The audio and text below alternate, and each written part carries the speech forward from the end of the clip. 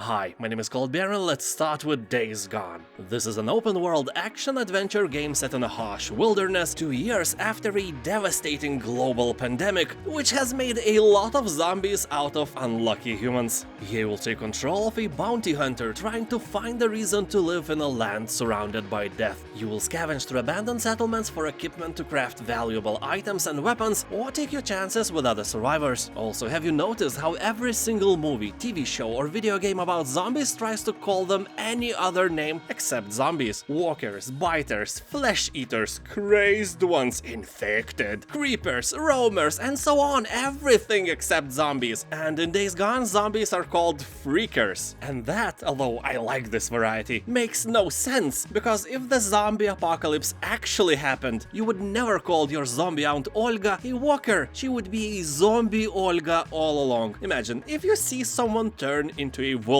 at night during a full moon, and then you are like, "Ah, I know this creature. It's a howler, otherwise known as a dogman, a furry person, a skin changer." Anyway, Days Gone has very positive reviews on Steam, so if you like zombies, give it a try.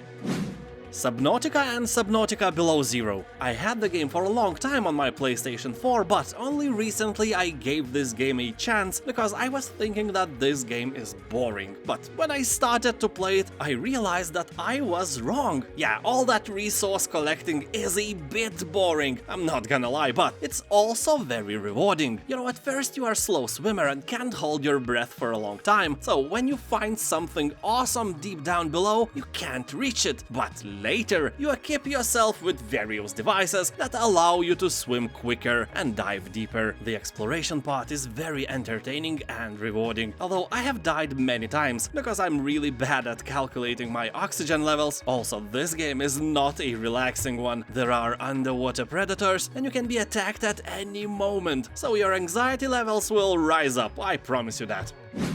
Destroy all humans. You will terrorize the people of 1950s in the role of an evil alien, harvest DNA and bring down the US government in this remake of a legendary alien invasion action-adventure. And this video is sponsored by me. I present you with the best superhero nobody asked for. A brave and wise potato salad man equipped with his marinated herring, a rocketing bottle of vodka, and of course his delicious potato salad. Are you ready for the perfect amount of mayonnaise anywhere you go? The t-shirt is limited edition. It will be available from now until 8th of December and then never again. Everyone who'll buy the shirt and send me a photo of themselves wearing it, I will feature in my videos. Your awesomeness will be seen by thousands. You will find the link in the description below.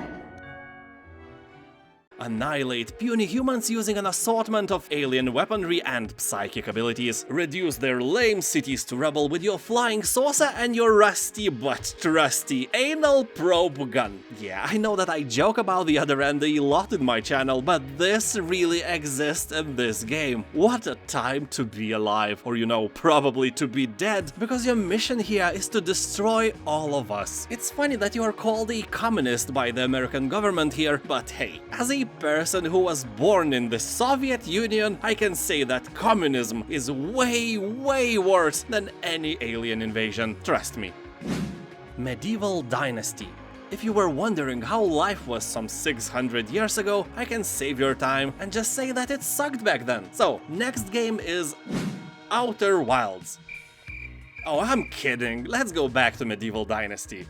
Here you take on the role of a young man who has fled from war and wants to take his fate into his own hands. From being alone, inexperienced and poor, just like you are now, he will develop into a master of many skills, a leader of his community, and a founder of a prosperous dynasty which is meant to last and prosper for generations to come. So you can literally create a tiny medieval North Korea for yourself if you want. Here you will defend against wild animals while hunting for food, gather resources, craft equipment, build yourself a house, and erect, not a peepee, but a whole village. Tough winters and unexpected events challenge your skills and dexterity as you strive to build your own legacy. One of the coolest things for me here is the entire year cycle with 4 seasons and realistic wildlife that really helps with the immersion.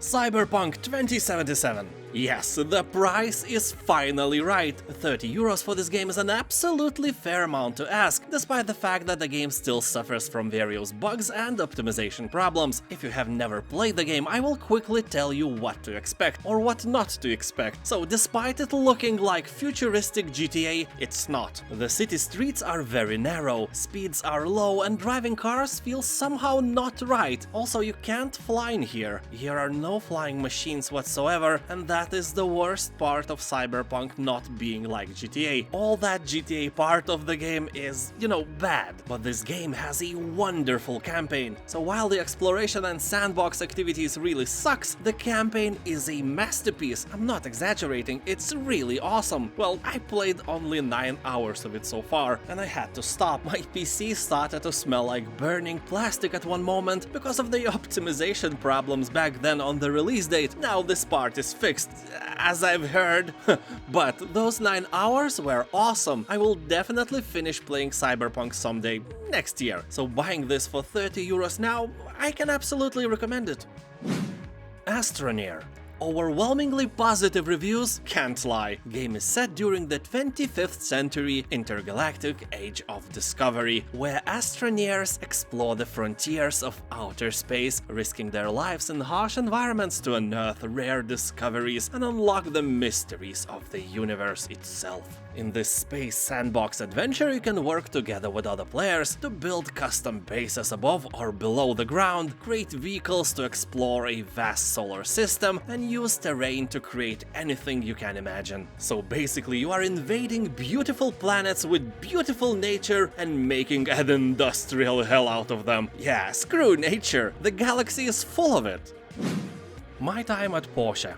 This is a fun and relaxing RPG, a great open-world game with an incredible amount of stuff to do. It is similar to Stardew Valley, but has way more depth in it, literally because it's in 3D, and figuratively because it's bigger in general. And this is the best game if you just want to relax. Here you arrive in a weird post-apocalyptic new town named Portia to inherit your father's old building workshop and spend your time restoring it to its former glory. That of course means that you will end up helping out the good townsfolk of Portia by building everything from water wheels to huge industrial furnaces. It's definitely not a game for a serious RPG lover, but sometimes it's just good to relax, especially when holidays are incoming and you know that you will have to meet your family, your alcoholic Aunt Olga, your creepy cousin Shimon, and Uncle Jonas, who smells like marinated herring all the time. You need to collect all your calmness before that period of time, and spending it at Portia will help you with that, that's for sure. Outer Wilds. It was named Game of the Year of 2019 by Giant Bomb, Polygon, Eurogamer, and The Guardian, so that alone should grab your attention. If it grabs something else or somewhere else, call the police. Here you are, the newest recruit of the Outer Wilds Ventures, a space program searching for answers in a strange, constantly evolving solar system. You will have to find out what lurks in the heart of the ominous dark bramble. Who built the alien city on the moon? Can the endless time loop be stopped? And why is vodka so expensive nowadays? Answers await you in the most dangerous reaches of space. The game has overwhelmingly positive reviews, so you can't be wrong with this one. Cloudpunk.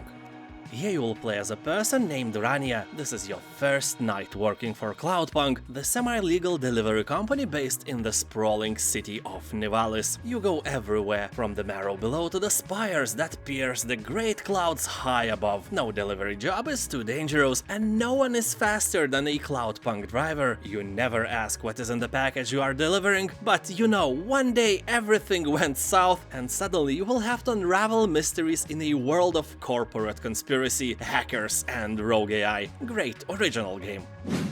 Pathologic 2.